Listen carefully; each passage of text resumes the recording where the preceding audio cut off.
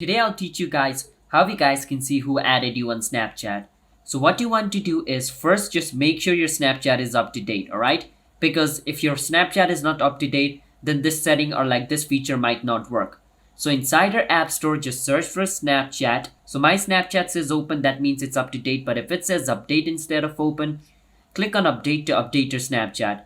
After your Snapchat is updated, at the top right corner, you can see a person with a plus icon right beside him. That's your add friend logo. So click on it and any friend added me over here, it's going to be shown. So these two people are the person who has added me. As you guys can see, it's showing me added me, and right below added me, it's showing me the list of the person. So these two are the people who have added me on Snapchat.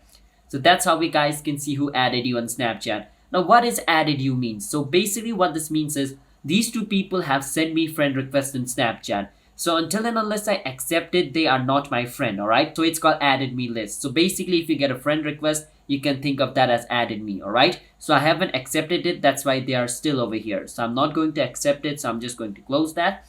But yeah, that's basically how you guys can see who has added you on your Snapchat. It's that simple. So if you guys found our video helpful, hit the subscribe to our channel one step. I'll see you guys next time.